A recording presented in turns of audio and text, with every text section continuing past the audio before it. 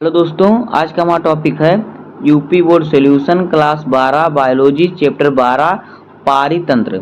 दोस्तों, आज के वीडियो में हम इस चैप्टर के परीक्षा उपयोगी प्रश्नोत्तर का प्रश्न संख्या देखिए लघुत्तरीय प्रश्न को पढ़ेंगे।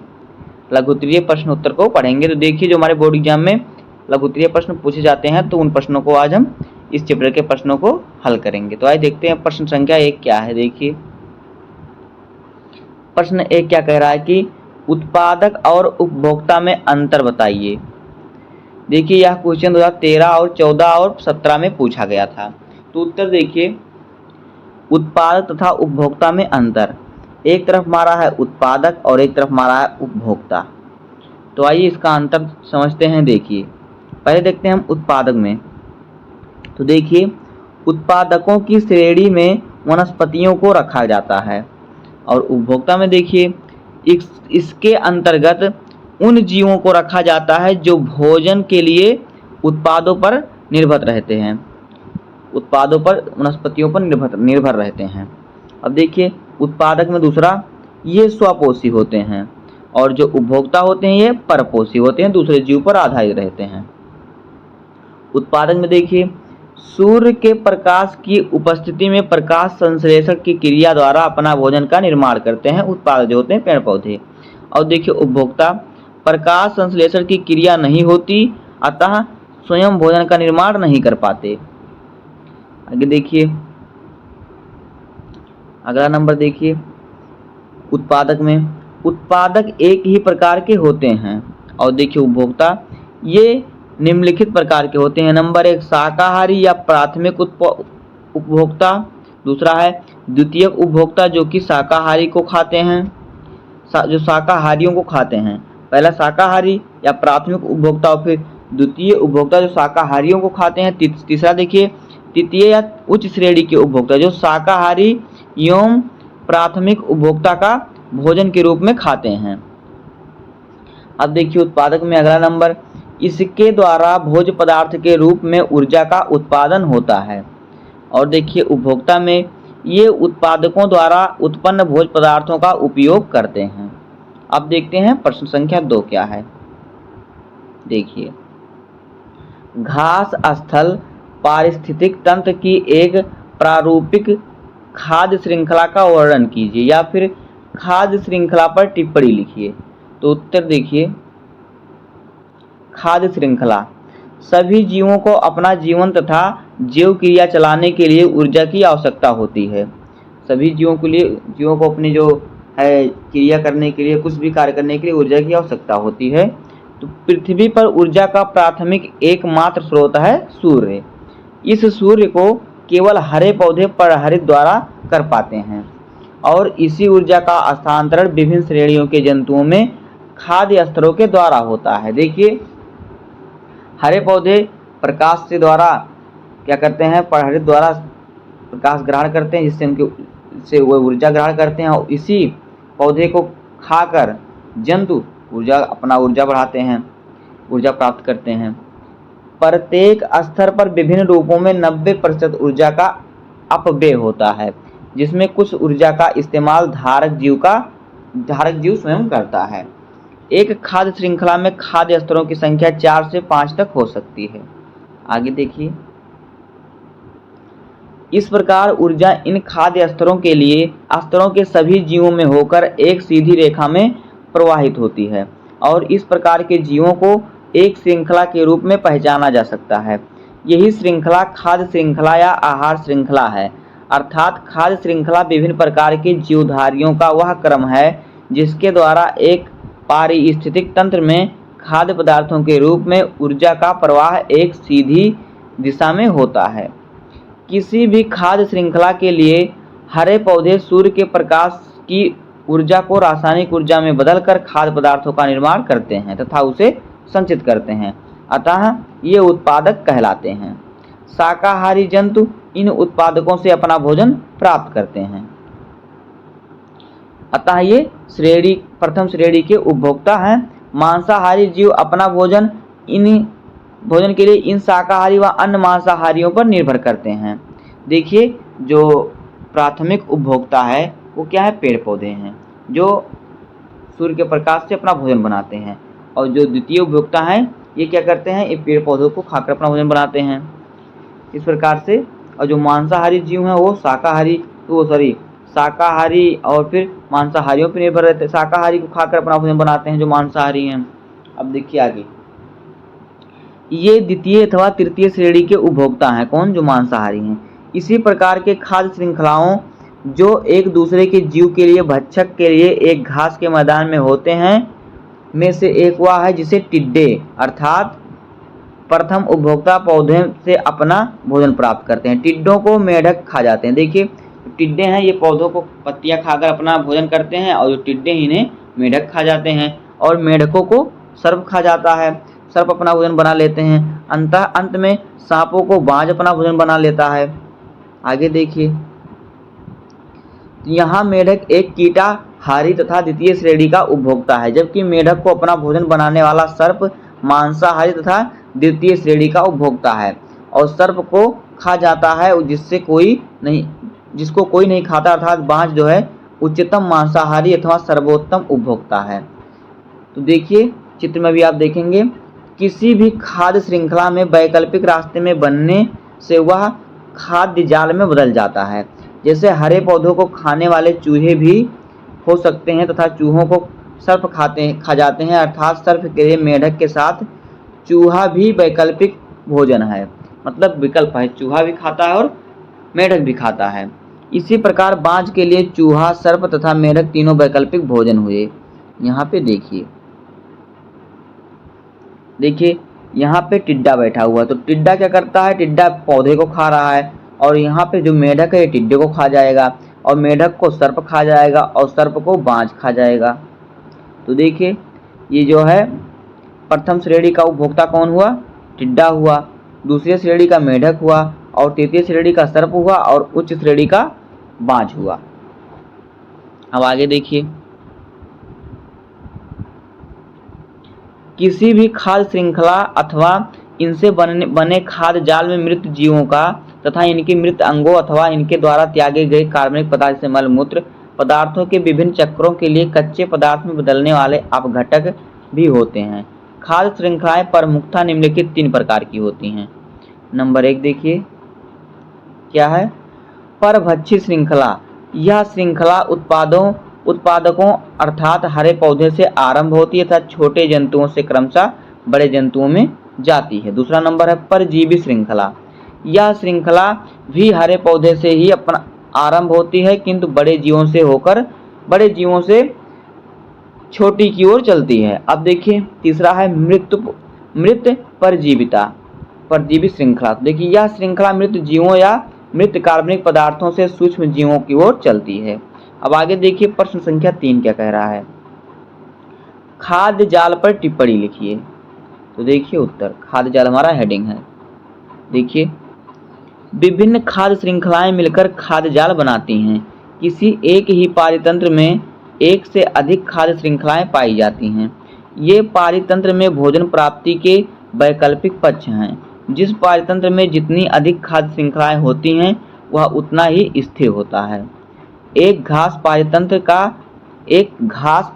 का खाद्य जाल निम्नवत प्रदर्शित है। यहाँ पे भी आप देखेंगे चित्र में। तो देखिए आहार पूर्ति संबंधों के अनुसार सभी जीवों का प्राकृतिक वातावरण या एक समुदाय में अन्य जीवों के साथ एक स्थान होता है।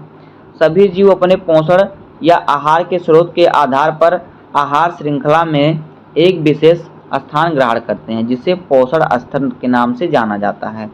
उत्पादक प्रथम पोषण स्तर में आते हैं। शाकाहारी उपभोक्ता प्राथमिक उपभोक्ता होते हैं, मांसाहारी द्वितीय उपभोक्ता होते हैं, तीसरे पोषण स्तर से समृद्ध होते हैं। यहाँ पे आप चित्र में देख सकते हैं। देखिए पौधे उत्पाद पौधे हैं तो पौधे को टिड्डा खाता है तो ये प्राथमिक उपभोक्ता है और टिड्डे को क्या खाया जाता है, छिपकली खा जाती है, ये द्वितीय उपभोक्ता हो गई। फिर देखिए दूसरा नंबर क्या है, चूहा भी पौधों को खाता है तो चूहा भी प्राथमिक उपभोक्ता हुआ और फिर चूहे को सांप खा जाता है तो सांप द्वितीय उपभोक्ता हुआ और सांप को बाज खा जाता है तो ये क्या हुआ, बाज तृतीय उपभोक्ता हुआ। और फिर देखिए पौधे को खरगोश भी खाता है तो प्राथमिक उपभोक्ता हुआ और जो खरगोश को बाज भी खा जाता है। तो ये क्या हुआ, ये सब वैकल्पिक उपभोक्ता, ये सब इसके लिए वैकल्पिक हो गए, वैकल्पिक भोज्य पदार्थ। अब आइए देखते हैं आगे। उपरोक्त पोषण स्तरों पर ऊर्जा की मात्रा घटती जाती है। जब कोई जीव मरता है तो वह अपरद या मृत जीव मात्रा में बदल जाता है, जो अपघटकों के लिए एक ऊर्जा स्रोत के रूप में काम करता है। प्रत्येक पोषण स्तर पर जीव अपनी ऊर्जा की आवश्यकता के लिए निम्न पोषण स्तर पर निर्भर रहता है। अब देखिए प्रश्न संख्या 4, मरुकर्मक पर टिप्पणी लिखिए। तो देखिए उत्तर, यह चट्टाने पर प्रारंभ होने वाला अनुक्रमण है। चट्टाने पर जल तथा कार्बनिक पदार्थों की अत्यधिक कमी होती है।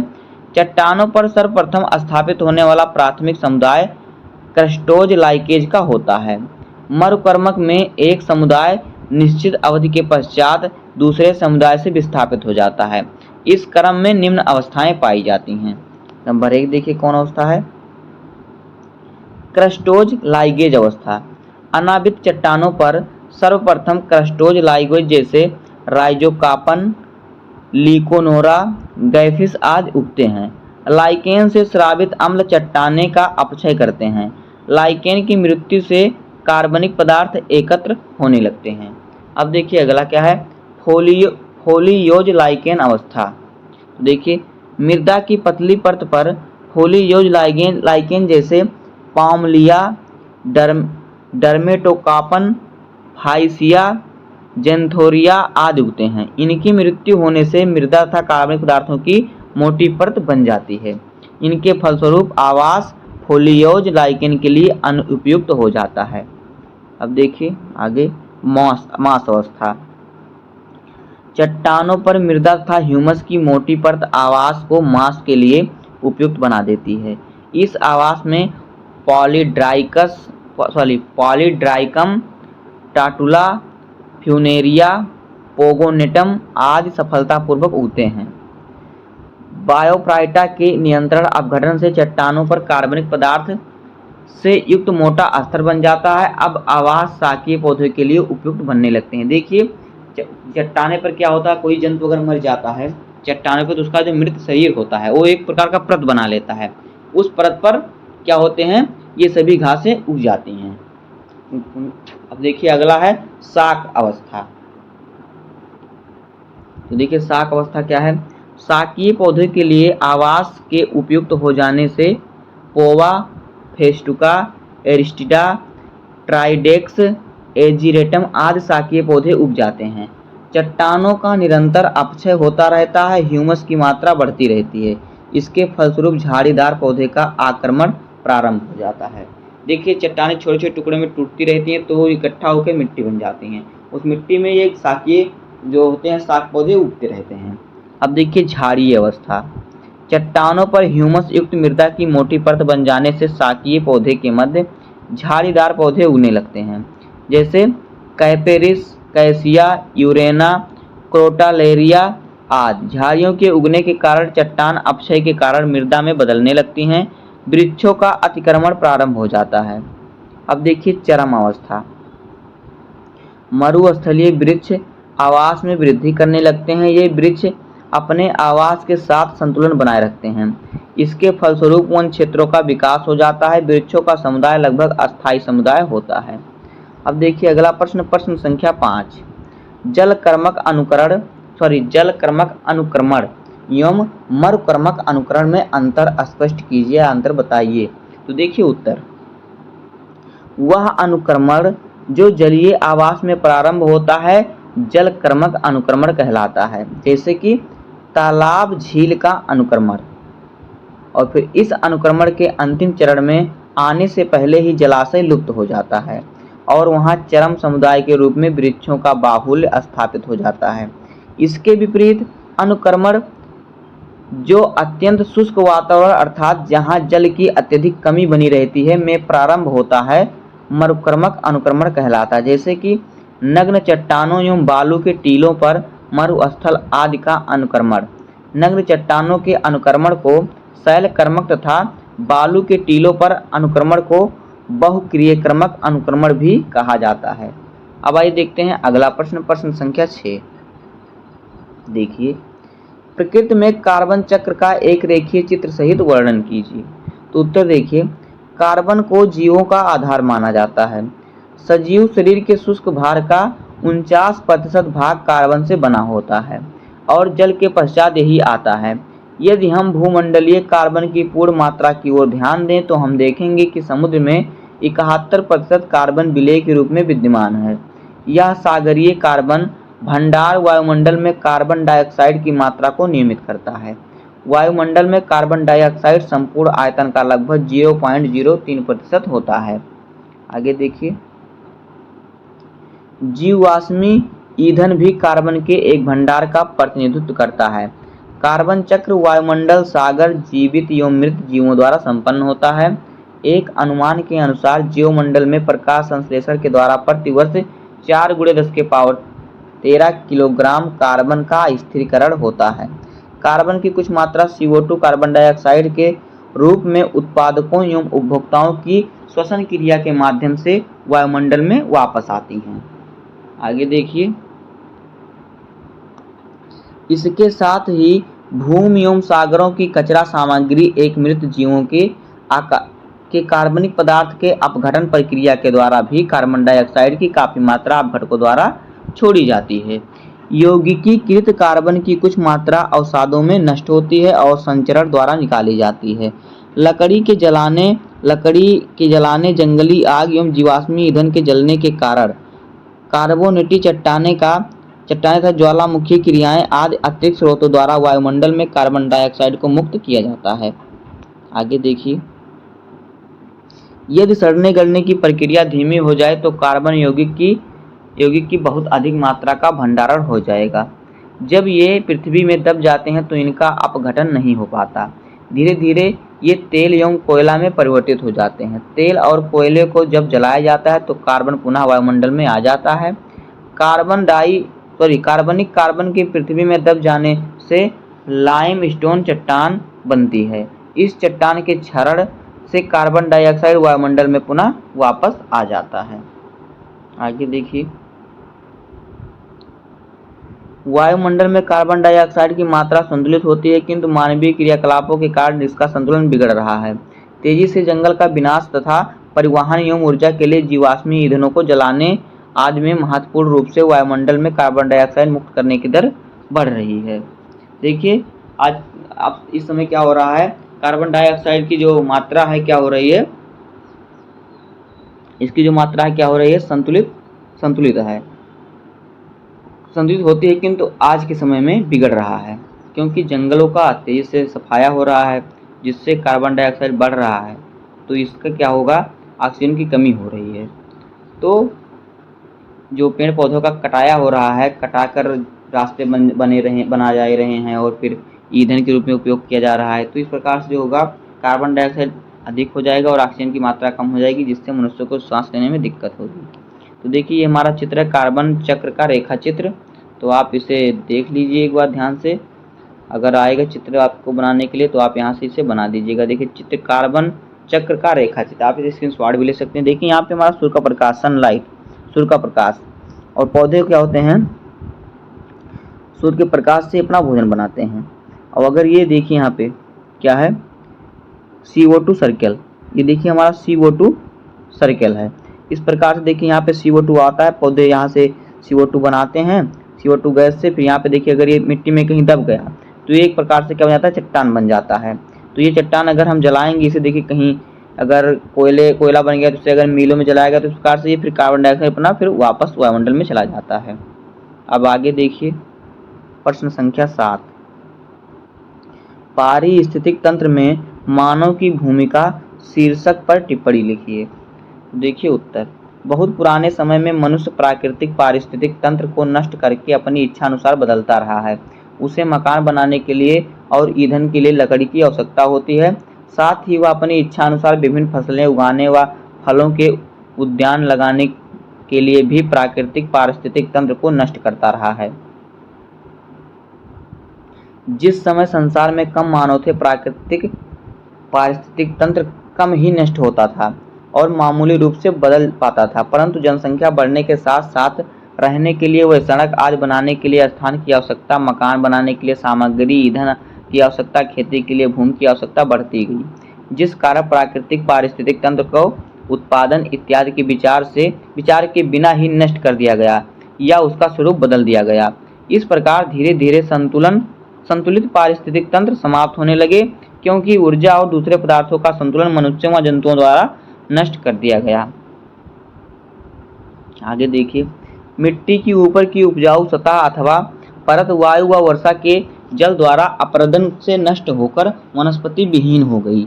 जो मिट्टी की ऊपर की उपजाऊ जो सतह थी, जैसे कहीं कहीं पर मिट्टी ऊंची ऊंची होती है, मिट्टी के टीले होते हैं बड़े बड़े, तो बारिश की वजह से क्या होगी, वो जो वर्षा की वजह से और वायु की वजह से क्या हो गई, वो अपरदन मतलब मिट्टी कट गई वहां से, तो वहां पे जो पेड़ पौधे थे वो नष्ट हो गए, जो वनस्पति वहां की थी। इस प्रकार मनुष्य द्वारा कृत्रिम पारिस्थितिक तंत्र का विकास हुआ। बहुत से खरपतवार व जीवनाशी मनुष्य द्वारा भूमंडल पर फैलकर प्राकृतिक पारिस्थितिक तंत्र को बहुत हानि पहुंचाते हैं। प्राकृतिक वनस्पति के विनाश के कारण अपरदन, बाढ़, रेत का एकत्रित होना अधिक तेजी से होता है। देखिए, जो प्राकृतिक वनस्पतियां हैं उनके ना होने से क्या होता है, अपरदन यानी मिट्टी का कटाव, बाढ़ और रेत का एकत्रित होना। जैसे कि जहाँ पे पौधे रहते हैं वहाँ पर रेत पकड़े रहते हैं, और रेत को वहाँ से रेत नहीं उड़ती, जहाँ पर पौधे नहीं रहेंगे वहाँ की रेत उड़ती है। तो देखिए, स्वच्छ जल के तालाबों का पारिस्थितिक तंत्र बाढ़ से नष्ट हो जाता है। जलीय पारिस्थितिक तंत्र गंदे जल और कारखानों के बेकार बचे हुए पदार्थ से दूषित होकर बदल जाता है।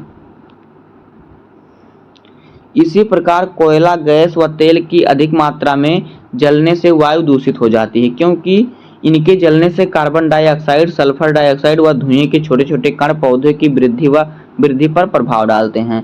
मनुष्य विघ्न डालने वाले कार्यों द्वारा स्थिर पारिस्थितिक तंत्रों को कम स्थिर पारिस्थितिक तंत्रों को बदलता रहता है, जिससे प्राकृतिक पारिस्थितिक तंत्रों की स्थिति नष्ट हो जाती है। जिस समय शहर बनते हैं, पारिस्थितिक तंत्र का और अधिक विनाश हो जाता है।